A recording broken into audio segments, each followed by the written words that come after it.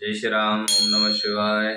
कल आपको कैलाश संहिता में यति के दशा कृत्य का वर्णन और स्कंद और वामदेव के कैलाश पर्वत पर जाना और तथा सूर्य जी द्वारा संहिता का उपसंहार करना।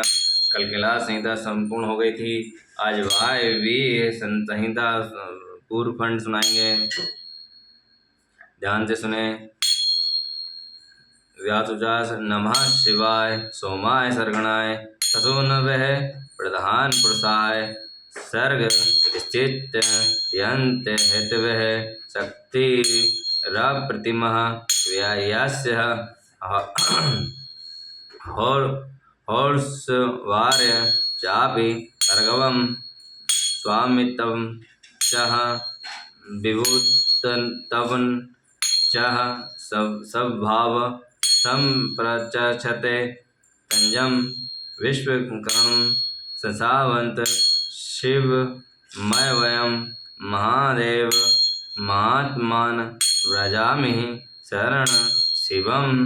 व्यास जी कहते हैं, जो जगत की सृष्टि पालन और संहार के हेतु तथा प्रगति और पुरुष के ईश्वर हैं, उन प्रथम गण पुत्र दे तथा उमा सहित भगवान शिव को मैं नमस्कार करता हूँ, जिनकी शक्ति की कहीं तुलना नहीं है, जिनका ऐश्वर्य सर्वस्व व्यापक है तथा स्वामी तत्व और विभू तत्व जिनका स्वभाव कहा गया है, उन विश्व दृष्टा सनातन अजन्मा अविनाशी महान देव मंगल में परमात्मा शिव की मैं शरण लेता हूँ।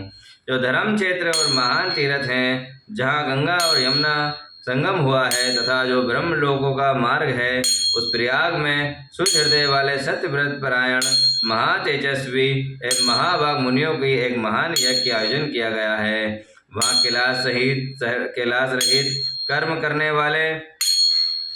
सहित कर्म करने वाले महात्मा को यज्ञ का समाचार सुनकर निपुण कथावाचक त्रिकाल वेता उत्तम नीति के ज्ञाता और ग्रंथदर्शी विधान पौरोषणी किशोर मणि सूर्य जी स्थान पर आए और सूर्य जी को आते देख मुनियों के मन प्रसन्नता से खिल उठा।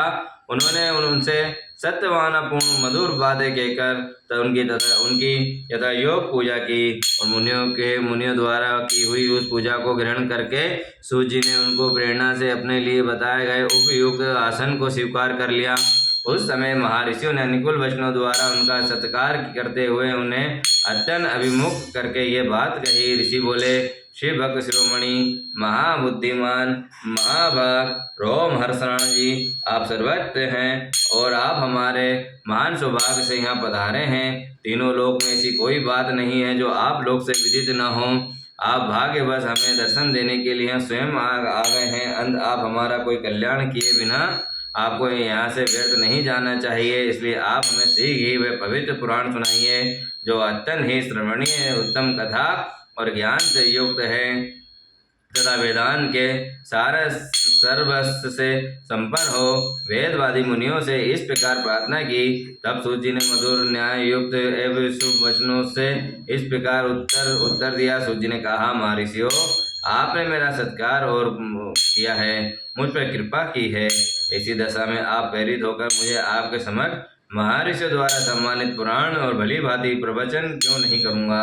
अब मैं महादेव जी, देवी पार्वती जी, कुमार स्कंद, गणेश जी, नंदी तथा सत्यवती कुमार साक्षात भगवान व्यास को प्रणाम करके उस परम पवित्र वेदतुल्य पुराण की कथा कहूँगा जो शिव तत्व के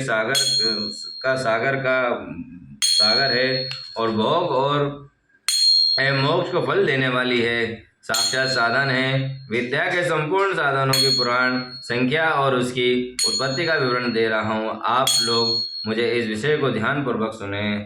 6 वेदांग, 4 वेद, मीमांसा, बृहस्पत, न्यायशास्त्र, पुराण और धर्मशास्त्र, ये 14 विद्याएं हैं। इनके साथ आयुर्वेद, धनुर्वेद, गंधर्व वेद और उत्तम अर्थशास्त्र को भी गिना जाए तो ये विद्याएं 18 हो जाती हैं।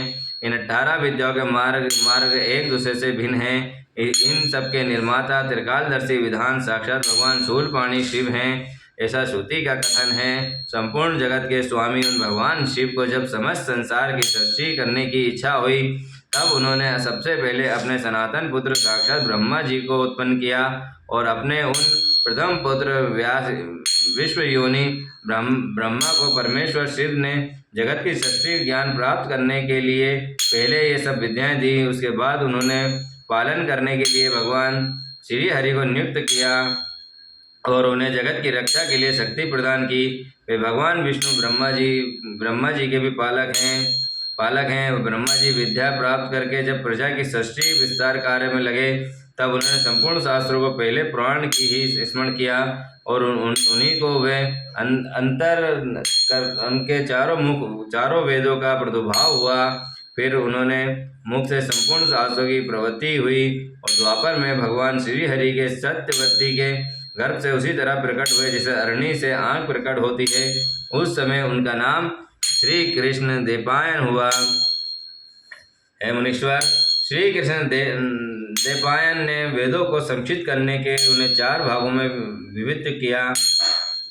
इस प्रकार भागों में वेदों का व्यास विस्तार करने में वे लोक में वेद व्यास के नाम से विख्यात हुए। इसी तरह उन्होंने पुराण की संप्रेक्ष करके 4 लाख श्लोक में सम्मिलित किया। आज भी देवलोक में पुराणों का विस्तार 100 कोटि श्लोक से है, जो द्विज 6 अंगों और उपनिषद 2 सहित चारों वेदों को जानता है, किंतु पुराण नहीं जानता, वे श्रेष्ठ विधान नहीं हो सकता।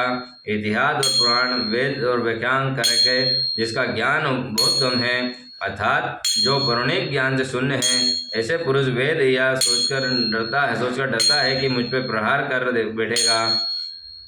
संग प्रतिसंग, संग वंश, मनतंत्र और वंशानुचरित ये पुराण के 5 लक्षण हैं। छोटे और बड़े के भेद से 18 पुराण बताए गए हैं। पहला है, ध्यान से सुने, ब्रह्म पुराण। दूसरा है पद्म पुराण। तीसरा है विष्णु पुराण। चौथा है शिव पुराण। 5वां है भागवत पुराण।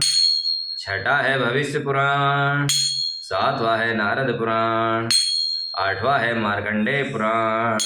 9वां है अग्नि पुराण। 10वां है ब्रह्मवेतार पुराण। 11वां है लिंग पुराण। 12वां है बारह पुराण। 13 है स्कंद पुराण। 14 है वामन पुराण। 15वां है कर्म पुराण।